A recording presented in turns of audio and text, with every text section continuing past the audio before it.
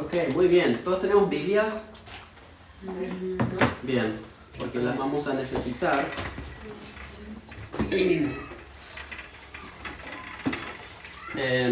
Esta es nuestra tercera semana en el libro de Efesios. Efesios, que es una de las cartas que escribió Pablo en el Nuevo Testamento. Entonces, si puedes buscar el libro de Efesios, vamos a estar en el capítulo 2 hoy. Y antes de empezar el texto, vamos a reubicarnos con un resumen. Un resumen rápido de dónde estamos en la carta. El 2. Ok, gracias, corazón. Porque a veces después de una semana larga es de ayuda, ¿no? Recordar dónde estamos en la carta para poder meternos mejor en la historia. Entonces, en el capítulo 1 vimos varias cosas, pero primero recordamos que Pablo, el apóstol Pablo, escribió esta carta mientras estaba preso en Roma, ¿bien? Un arresto domiciliario, y él estaba esperando presentarse ante el César, donde va a defender su caso. Y claramente vemos, ¿no?, que Pablo no desperdicia su tiempo, que está ahí encadenado y está escribiendo cartas a las iglesias. Y escribe estas cartas ¿para qué? Para instruirlas, para corregirlas, para expresar también su amor y afecto por los hermanos, y también para exhortarlas, ¿no?, en cómo tienen que vivir como seguidores de Jesús, cómo pueden honrarlo con sus vidas. Y como es típico en las cartas de Pablo, él generalmente en la primera parte habla de su identidad en Jesús, ¿no?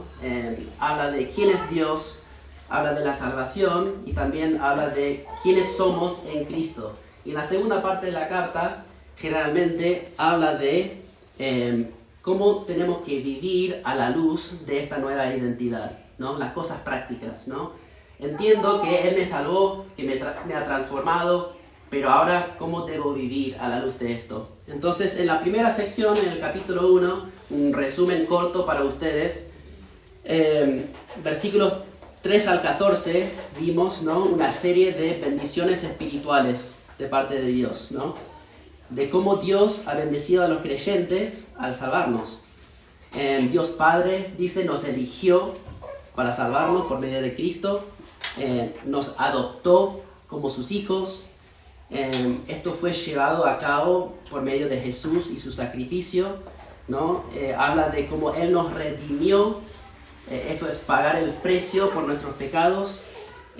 También habla de cómo Dios reveló el misterio de su plan de salvación enviando a Cristo, ¿no? También hablamos de esta herencia que tenemos en Cristo, de la vida eterna, y también hablamos de esta bendición del Espíritu Santo. Todos los creyentes en Cristo reciben el Espíritu Santo, ¿no? Y dice que es como una garantía de la herencia que vamos a recibir en el cielo. Es como un adelanto, ¿no? Una pequeña parte de toda la herencia que vamos a recibir en el futuro, ¿no? Y es como Dios marcándonos, estampándonos, sellándonos, diciendo que vos sos uno de mis hijos, ¿no?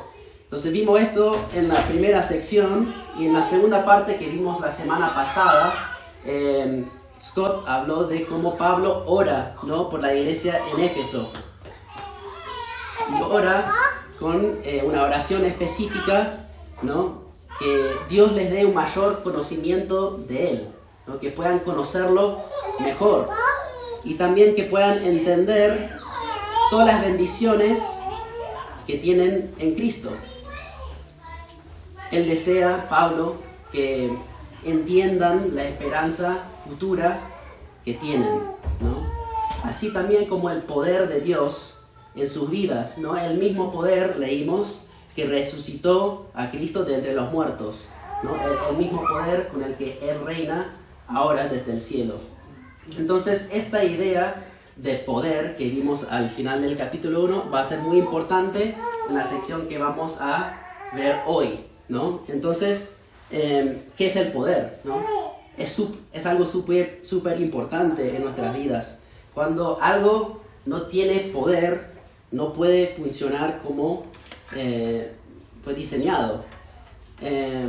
Soy especialista en dejar que mi celular muera, ¿no? Queda sin batería por lo menos 2 o 3 veces por semana.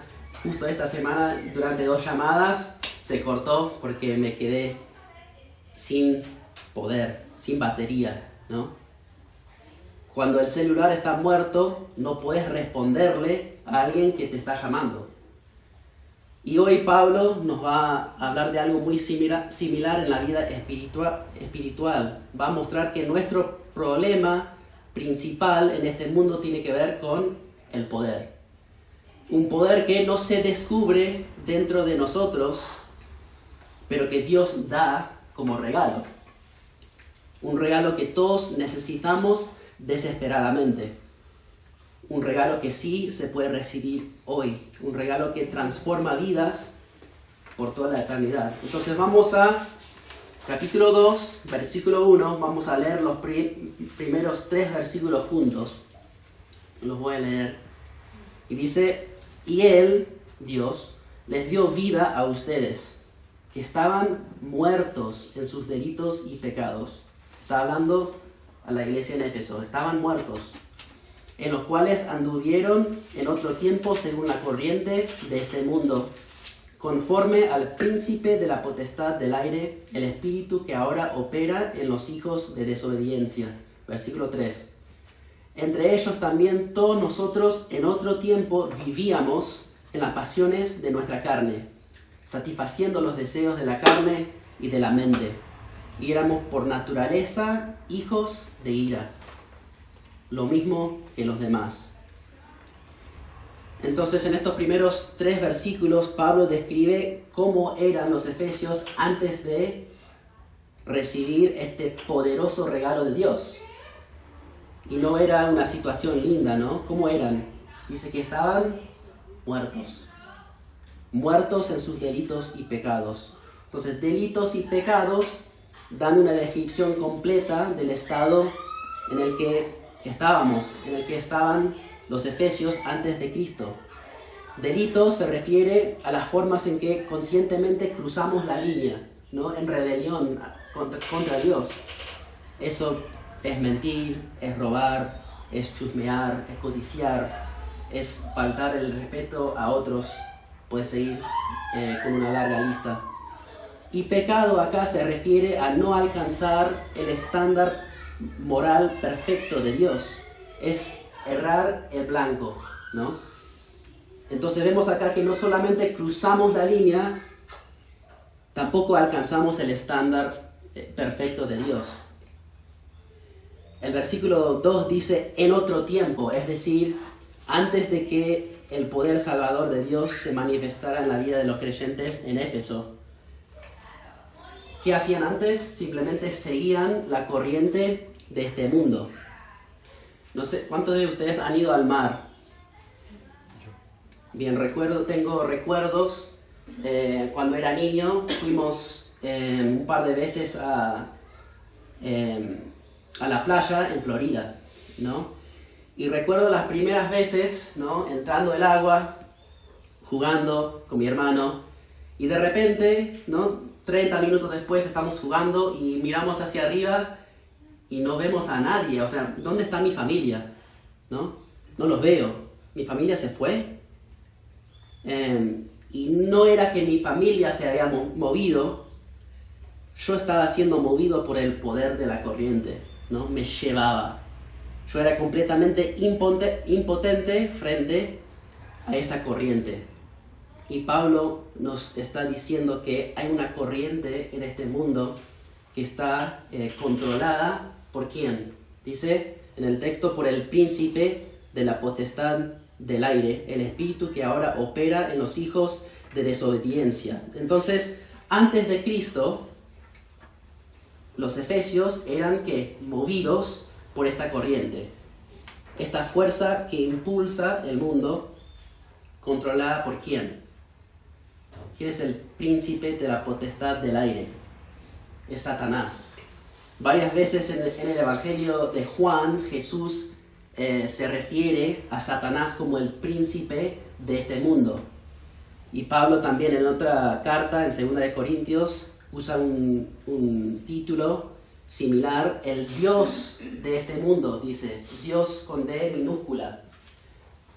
Y dice que este Dios de este mundo, este príncipe, ha cegado el entendimiento de los incrédulos para que no vean quién es Cristo, para que no entiendan el mensaje del Evangelio. Entonces, es importante recordar la historia general de la Biblia cuando estamos hablando de un reino, ¿no? Estamos hablando de príncipe, de un rey, de un reino, ¿no? Entonces, al principio, cuando Dios creó todo, ¿no? Creó un mundo, un reino, donde Él reinaba, ¿no? E hizo al hombre, ¿para qué? Para que gobernara bajo su autoridad, ¿no? Y en la tercera página de la Biblia vemos que el hombre fracasó, ¿no? Pecó, ¿no? Falló en la tarea que Dios le había dado. Lo que resulta en ¿qué? La muerte. Cuando el pecado entró, la muerte entró. Iban a vivir para siempre, ¿no? Pero esto es el precio por pecar contra un Dios perfecto y santo, la muerte. Entonces, Satanás, ¿qué hizo cuando tentó a Adán y Eva y pecaron? Él usurpó la posición del hombre, ¿no? Convirtiéndose en el príncipe de este mundo, ¿no? Ejerciendo dominio en la tierra. Y el resto de la Biblia es que es Dios contándonos la historia a través de, en la historia real de qué hizo para rescatar a la humanidad y recuperar el reino. Entonces Dios, para que lo tengamos en claro, Dios nunca perdió el control ni la autoridad. Él sigue siendo soberano. Vemos que en el capítulo 1 habla de esto, de que cómo esto fue parte de su plan y que todo el mundo está bajo su autoridad. Pero este reino de Dios todavía no se ha establecido físicamente en la tierra, ¿no? Vemos que todavía vivimos en un mundo caído. Pero espiritualmente, Él, Dios, Jesús, ya reina en los corazones ¿de quién? De los que creen en Él, ¿no? Entonces, estamos en un momento donde Él tiene control del reino, ¿no? Y nosotros vivimos bajo su autoridad, pero todavía no ha establecido físicamente su reino acá en la tierra, algo que estamos todavía esperando en el futuro. Entonces, este pasaje nos dice que aunque Jesús ya ha tomado control del reino y reina desde el cielo, hasta que vuelva para establecer su reino físico, el enemigo, el príncipe de este mundo, todavía tiene una influencia fuerte, ¿no? Como recién leímos, él ciega la mente de los incrédulos, llevándolos a seguir la corriente de este mundo. A veces inconscientemente, ¿no? A veces ni nos damos cuenta de que él está guiándonos por otro lado, por un camino que no es el camino de Dios. Entonces Pablo dice que ustedes, cuando habla de ustedes, está hablando de los gentiles, los no judíos, que eran de Éfeso. Y ellos estaban, ¿qué? Muertos, dice, bajo la influencia de Satanás. Pero en el versículo 3 dice que todos nosotros, ¿no? ¿Quiénes son todos nosotros? Él está incluyéndose a sí mismo, ¿no? Un judío, Pablo, que creía en Cristo.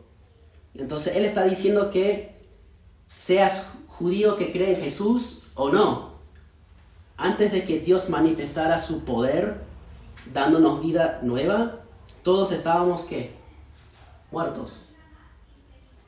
Todos vivíamos, dice, en las pasiones de nuestra carne, satisfaciendo los deseos de la carne y de la mente. Entonces no solamente pecamos haciendo cosas, acciones, sino también podemos pecar en nuestras mentes, ¿no? Vos decís, bueno, nunca maté a nadie, pero Jesús dice, aun si miras a tu hermano o otra persona con odio, ya cometiste lo mismo en tu corazón. Lo mismo con la lujuria. Él dijo, ustedes han oído que no deberías cometer adulterio, pero yo les digo que aun si miras a otra persona con lujuria, ya hiciste lo mismo en tu corazón. Entonces vemos que estamos todos fritos, ¿no? En ese sentido. Entonces todos, ¿no? Dice, vivíamos bajo esta influencia del enemigo, todos vivíamos en las pasiones de nuestra carne.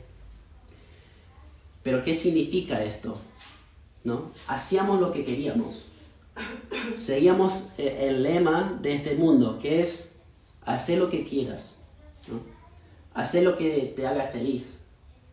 Seguí tu corazón. ¿Cuántos de nosotros hemos escuchado eso? Seguí tu corazón. Pero hay un problema con eso. La Biblia dice en Jeremías, más engañoso que todo es el corazón y sin remedio. ¿Quién lo comprenderá? Entonces, ¿qué dice esto? Nuestro corazón está caído y es pecaminoso. Entonces, no es una buena guía. Lo que realmente necesitamos es ¿qué? Un corazón nuevo, ¿no? Que no nos guíe por el camino incorrecto. Entonces la pregunta que viene a mi mente es, bueno, ¿cómo llegamos a este punto de tener un corazón tan roto y quebrantado? Bueno, la Biblia dice que nacemos así. El rey David en el Salmo 51 dice, yo nací en iniquidad y en pecado me concibió mi madre. Entonces esto nos dice que desde la caída de Adán y Eva, todos nosotros que nacemos después, que nacemos con un corazón roto, ¿no? Con una naturaleza pecaminosa. Lo que significa que estamos naturalmente inclinados al pecado. Pecar no es algo que tenés que enseñar, lo hacemos de forma natural. ¿No? Me hace pensar en mis hijos. No tuve que enseñarle a mi hijo a mentir, a pegar, ¿no? A hacer cosas que no debería. Lo hace por instinto, por naturaleza. Entonces, en otras palabras, no somos pecadores porque pecamos, sino que pecamos porque somos pecadores. Entonces, antes de que Dios nos adoptara, leímos en el capítulo 1, como sus hijos en Cristo, éramos hijos de otra familia. ¿Hijos de qué? ¿Qué dice el texto? Hijos de desobediencia, bajo la autoridad de Satanás. Y Jesús habló de esto en términos más fuertes durante su tiempo en la tierra, cuando Él estaba hablando de los fariseos. Dice, ustedes son de su padre el diablo. Fuerte, ¿no? Y quieren hacer los deseos de su padre. Wow, hijos del diablo, dice. Entonces, antes de que Dios nos salvara en Cristo, vivíamos bajo la autoridad del enemigo, de Satanás. Y nuestros deseos pecaminosos nos esclavizaban. Estábamos vivos físicamente, pero espiritualmente, ¿qué? Muertos. Entonces, ¿qué significa estar muerto espiritualmente? Voy a leer una cita ahora de un estudioso que creo que lo describe muy bien, me ayudó a mí.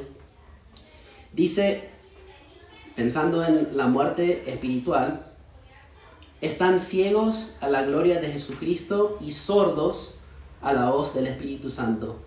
No tienen amor por Dios, ni una conciencia sensible de su realidad personal, ni un impulso de su espíritu hacia Él en el clamor Abba Padre, ni anhelo de comunión con su pueblo. Son tan insensibles a Él como un cadáver. Por eso no debemos dudar en afirmar que una vida sin Dios, por más que la persona esté físicamente sana y mentalmente alerta, es una muerte en vida. Y quienes la viven están muertos aun mientras viven. Porque estamos muertos en nuestros delitos y pecados, siguiendo los deseos desobedientes de nuestro corazón y sin alcanzar el estándar perfecto de Dios. éramos culpables y estábamos bajo el juicio de la ira de Dios. Éramos, como dice en el versículo 3, hijos de ¿qué? De ira. Es decir, vivíamos bajo la ira de Dios y éramos merecedores de juicio eterno. Entonces, estos versículos nos ayudan a ver nuestro problema. Estábamos ¿qué? Muertos, esclavizados y bajo la ira de Dios. Completamente sin poder para salvarnos a nosotros mismos. Entonces, ¿qué necesita un muerto? Vida. Necesita a alguien que tenga el poder para darle vida. Entonces, con dos palabras, estas son las dos palabras más importantes de todo el texto, vamos a ver qué hace Dios para resolver este problema. Versículo 4, vamos a leer hasta el versículo 7. Dos palabras más importantes del texto, pero Dios, que es rico en misericordia por causa del gran amor con que nos amó, aun cuando estábamos muertos en nuestros delitos, ¿qué nos dio? Nos dio vida, juntamente con Cristo. Por gracia ustedes han sido salvados, y con Él nos resucitó, y con Él nos sentó en los lugares celestiales en Cristo, a fin de mostrar en los siglos venideros las sobreabundantes riquezas de su gracia por su bondad para con nosotros en Cristo Jesús. Entonces, nuestro problema, ¿cuál era? Estábamos muertos, sin poder para salvarnos. Pero Dios nos dio vida juntamente con Cristo. Es decir, por su poder, Dios nos salvó dándonos nueva vida. Nos mostró misericordia, nos amó. Y lo hizo no porque nosotros nos arreglamos. Imposible. ¿Por qué? Porque estábamos muertos. Aun cuando estábamos muertos, nos dio vida. Y esto me hace pensar en lo que Pablo dijo en la carta a los Romanos. Romanos 5:8, ¿alguien lo tiene por memoria? Mas Dios muestra su amor para con nosotros en que siendo aún pecadores, Cristo murió por nosotros, ¿no? Entonces, a pesar de conocer todo nuestro pecado, Dios, a pesar de saber o conocer todo nuestro pecado, pasado, presente y futuro, Dios envió a Jesús a morir por nosotros. A pesar de que estábamos muertos y no teníamos nada para ofrecerle más que nuestro pecado, Él decidió darnos vida por medio de su Hijo. Entonces no había nada en nosotros que convenciera a Dios de salvarnos. Fue su misericordia, dice, y su amor lo que le llevó a hacerlo. Y sigue diciendo, por gracia ustedes han sido salvados. ¿Qué es la gracia? Vamos repasando esto casi todas las semanas. ¿Qué es la gracia? Bien, es favor inmerecido. Y vemos que esta salvación, si vemos el verbo de salvar, está en un tiempo verbal que indica una acción pasada. Han sido salvados. Una acción pasada con efectos presentes. Entonces, ¿cuál fue esa acción en el pasado que nos salvó? Fue la obra salvadora de Jesús. Lo vemos en el versículo 5, que dice, nos dio vida, ¿qué? Juntamente con ¿quién? Con Cristo. Y con Él nos resucitó. Y con Él nos sentó en los lugares celestiales. ¿No? Si recordamos la semana pasada, en capítulo 1, 19, si quieren ir ahí, si quieren ojear, vimos que Pablo oraba para que entendieran la extraordinaria grandeza de su poder para con nosotros, los que creemos, ¿no? Y dice, si seguís en el versículo 20, dice que ese poder obró en Cristo cuando lo resucitó de entre los muertos y lo sentó a su diestra en los lugares celestiales, muy por encima de todo. Entonces, ¿qué es lo que Pablo quiere? Quiere que entendamos que el poder que resucitó a Cristo de entre los muertos y lo sentó en toda la gloria en los cielos, es el mismo poder que nos dio vida. Y no solo eso, cuando Dios nos salva, ¿qué hace? Nos une a Cristo. De manera que su vida pasa a ser nuestra. Su vida pasa a ser nuestra. Su muerte también pasa a ser nuestra. Su resurrección pasa a ser nuestra. Su exaltación también pasa a ser nuestra. Entonces, esta unión con Cristo, esta realidad espiritual, es lo que se representa cuando alguien se bautiza. Scott ya habló de esto cuando tomamos la Santa Cena, ¿no? Cuando alguien se bautiza como declaración pública de su fe, es un símbolo de lo que le pasó a esa persona espiritualmente, ¿no? Vemos el símbolo, la persona está fuera del agua, ¿no? Muere al pecado, baja debajo del agua. Recibimos nueva vida y, ¿no? Es una resurrección, es una vida nueva, ¿no? Con Cristo. Es un símbolo de la vida espiritual que recibimos por medio de la fe en Jesús. Entonces Pablo, en Romanos 6, estamos pensando también en lo que dice la Biblia con respecto a esta unión con Cristo. En Romanos 6 lo voy a leer, no tienen que buscarlo. Dice, ¿o no saben ustedes que todos los que hemos sido bautizados en Cristo Jesús, hemos sido bautizados en su muerte? Por tanto, hemos sido sepultados con Él por medio del bautismo para la muerte, a fin de que como Cristo resucitó de entre los muertos por la gloria del Padre, así también nosotros andemos en novedad de vida. Porque si hemos sido unidos a Cristo en la semejanza de su muerte, ciertamente lo seremos también en la semejanza de su resurrección. Entonces, cuando Dios nos salva, nos une a Cristo, de manera que todo lo que es de Cristo pasa a ser nuestro. Entonces, el poder de Dios, su bondad y su gracia quedan en evidencia. El versículo 7 nos dice que la razón por la que Él nos salva y nos da una nueva vida es para que podamos seguir viendo y maravillándonos y experimentando las sobreabundantes riquezas de su gracia por su bondad, por toda la eternidad. Esto es lo que quiere decir esta frase, en los siglos venideros, para siempre, ¿no? Dios quiere que veamos y experimentemos cuán increíble es Él por toda la eternidad.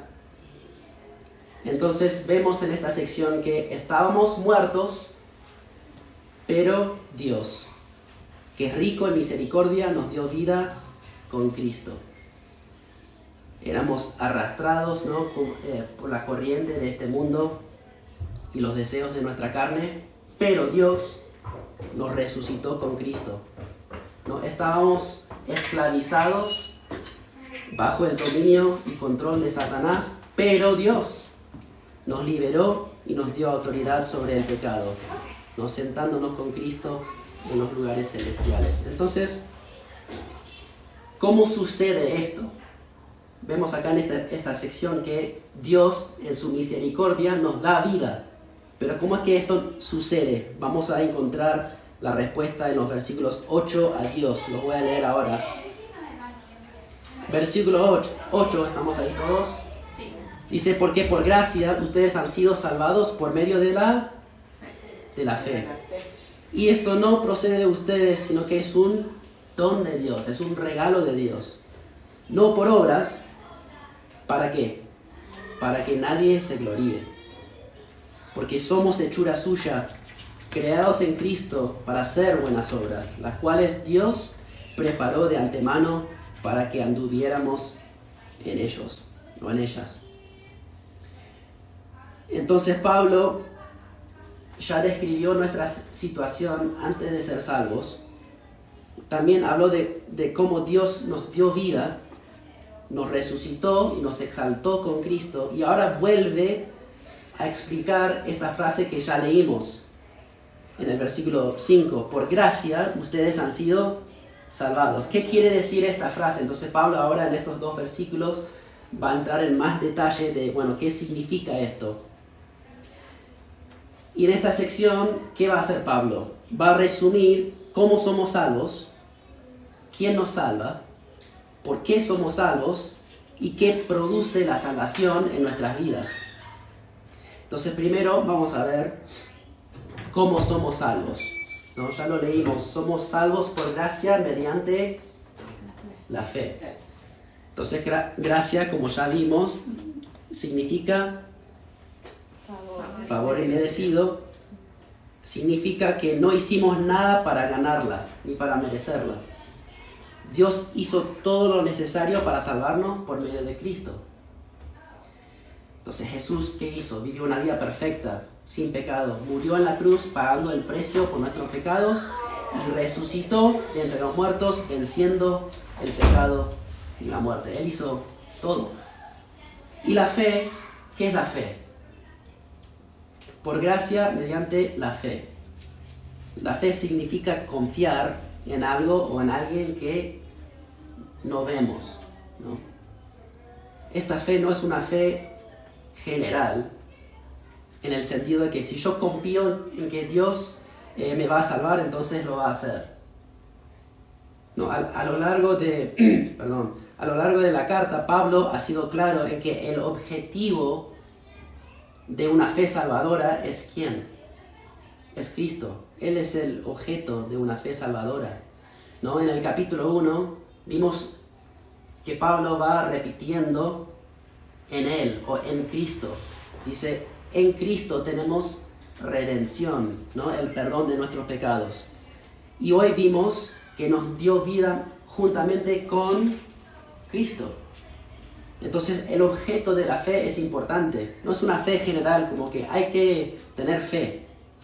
La fe que salva es una fe en Cristo y en su obra salvadora, ¿no? Su vida perfecta, su muerte sacrificial y su resurrección. Y esto es lo que Jesús mismo dice en Juan 6:40, dice, porque esta es la voluntad de mi Padre, que todo el que ve al Hijo y cree en Él tenga vida eterna. Entonces, esta fe salvadora es una fe puesta en Jesús. Y me hace pensar, he hablado con muchas personas con respecto a esto. Les pregunto, ¿cómo es que uno puede ser salvo del castigo del pecado? Y me dicen, tenés que tener fe. Y les pregunto, bueno, ¿fe en qué? Y fe en que Dios me va a salvar. No, o sea, Pablo dice claramente acá que la Biblia es clara en que la fe que salva es una fe que está puesta en Cristo y en su sacrificio. Entonces somos salvos por gracia mediante la fe en Cristo. Es decir, el medio o el canal por el cual uno recibe la gracia de Dios es la fe en Cristo. Entonces Dios llevó a cabo nuestra salvación por medio de Cristo y la manera en que esa salvación se aplica a nosotros es por medio de la fe. Entonces Pablo deja claro que tanto la gracia de Dios como la fe para creer en Cristo y su sacrificio son un regalo de Dios. ¿Qué dice Pablo? No procede de ustedes, dice. ¿No? Esta gracia, esta fe, no proceden de ustedes. Dios te lo dio. ¿Cómo éramos antes? Estábamos muertos, completamente insensibles a las cosas de Dios. Y por su gracia Él mostró misericordia y nos dio vida juntamente con Cristo, vida espiritual y la fe también para creer. Entonces nosotros no somos responsables de producir nuestra salvación. Dice Pablo, no es por obras, no es por obras. Porque si fuera por obras, tendríamos de qué gloriarnos, ¿no? Si lo hice yo, ¿quién recibe la gloria? Yo. Pablo quiere que entendamos que nuestra salvación, en última instancia, no depende de nuestra capacidad de elegir. Sí es cierto que elegimos confiar en Cristo, pero no depende de nuestra capacidad de elegir, porque si fuera así, tendríamos motivo para jactarnos, ¿no? Entonces, nuestra salvación no se trata de nosotros. Esto es lo que Pablo quiere comunicar. No se trata de resaltar tan bueno es Dios, ¿no? Que Él es un Dios rico en misericordia, ¿no? Lleno de gracia, ¿no? Entonces quiere mostrar Pablo esto, que nuestra salvación no es por obras, ¿no? No es porque nosotros seamos tan buenos que Dios dice, bueno, vos sos un capo, salvo. No, es porque Él es bueno. Dios es el que da el regalo de la salvación, ¿no? Es un don de Dios, es un regalo de Dios. Nosotros somos los que lo recibimos nomás, ¿no? Y la manera en que recibimos esta salvación es poniendo nuestra fe en Jesucristo, en lo que hizo por nosotros. Entonces, otra vez más, vemos que la salvación es obra de Dios. ¿Qué dice? Somos hechura suya, dice en el versículo 10. Somos hechura suya. ¿Qué significa hechura? Hecho por Dios. Bien, es una obra, una creación de Dios. Entonces vemos el contraste acá. No somos salvos por nuestras obras. Nuestra salvación es una obra de Dios. Pablo dice en 2 Corintios, de modo que si alguno está en Cristo, nueva criatura es. Es una obra nueva, es una nueva persona. Las cosas viejas pasaron y aquí todas son hechas nuevas. Entonces estábamos muertos en nuestros pecados y Dios nos dio nueva vida. Hemos nacido de nuevo espiritualmente. Somos nuevas criaturas. Y como criaturas nuevas, Pablo nos dice que tenemos un nuevo propósito. Nos salvó ¿para qué? Para, ¿qué dice el versículo 10? Porque somos hechura suya, creados en Cristo Jesús para hacer buenas obras, ¿no? Y estas buenas obras Dios tiene preparadas para nosotros. Entonces, no somos salvos por nuestras buenas obras, sino que Él nos salva para hacer buenas obras. Y muchas religiones en el mundo, acá es la diferencia, digamos, entre lo que enseña la Biblia y lo que muchas otras religiones del mundo creen. Muchas de las otras religiones enseñan que vos tenés que acercarte a Dios siendo bueno, haciendo buenas obras, ¿no? Pero Pablo dice claramente acá que no es por nuestras obras, es por la obra de Dios en nuestras vidas.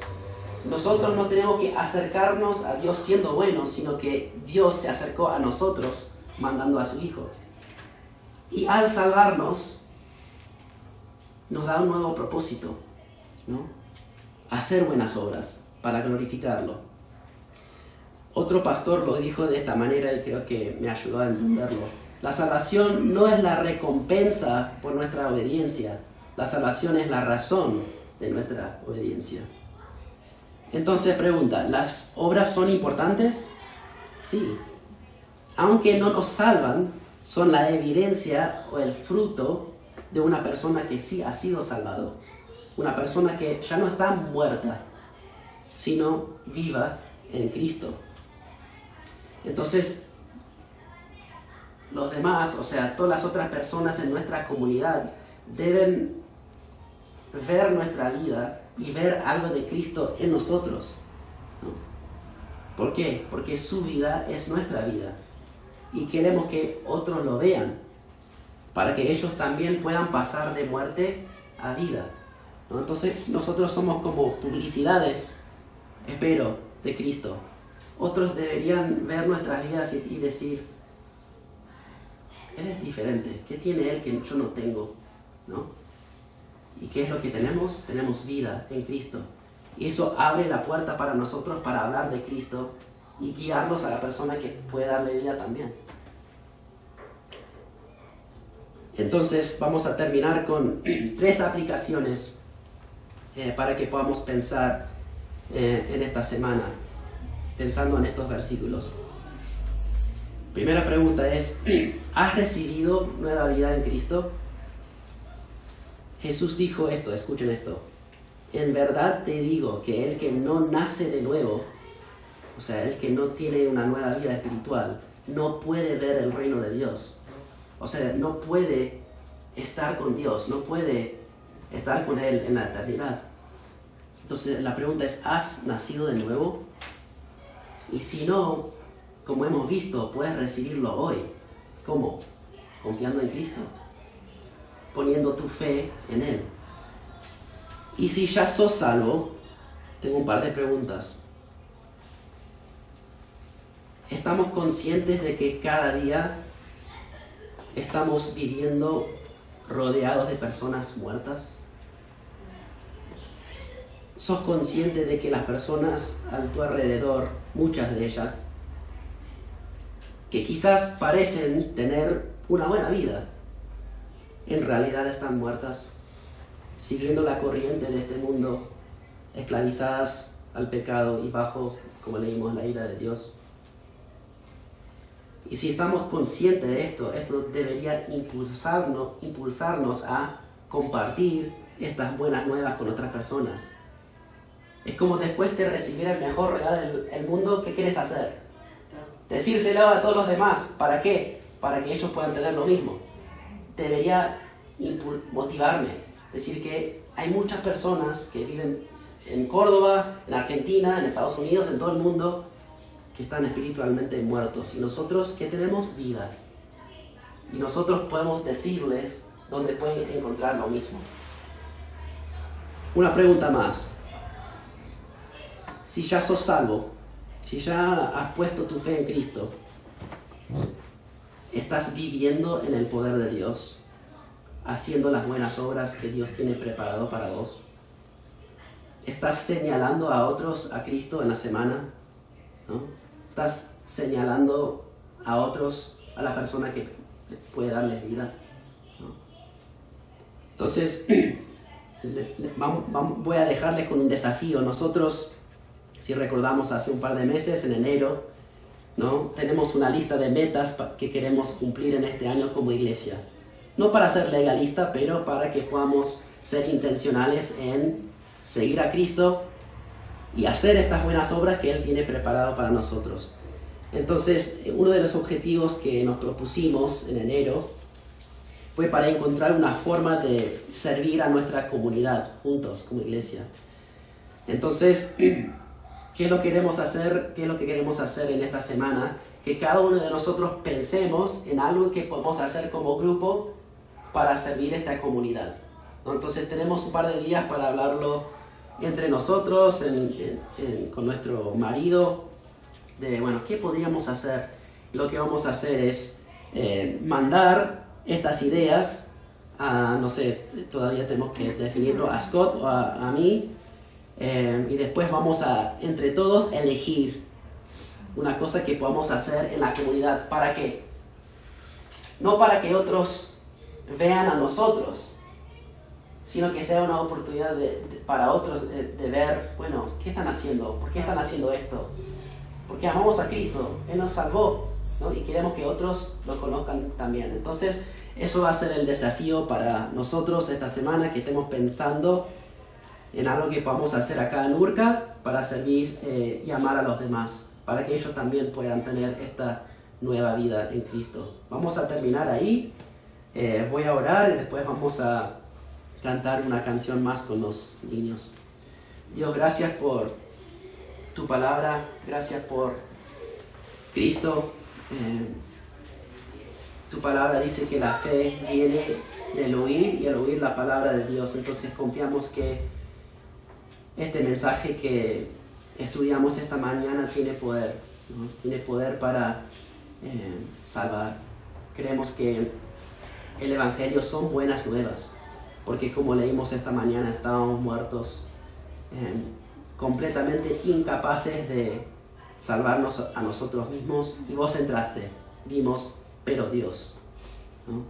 Que sos rico en misericordia, que nos amaste al mandar a Jesús al mundo y pagar el precio por nuestros pecados. Entonces te pido que si alguien está acá esta mañana todavía considerando si va a creer en Cristo o no, que hagas esa obra en su corazón, que puedan hoy ver con claridad su necesidad de un Salvador y tomar este paso de fe encontrando una nueva vida en Jesús.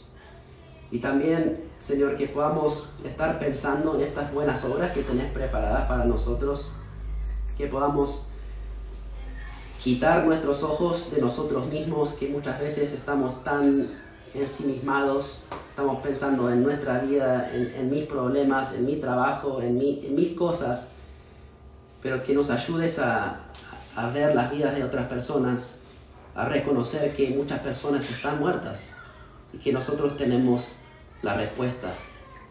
Conocemos a la persona que le puede dar vida. Entonces, que nos ayudes a vivir a la luz de esto esta semana. Te amamos y oramos estas cosas en el nombre de Jesús. Amén. Bueno.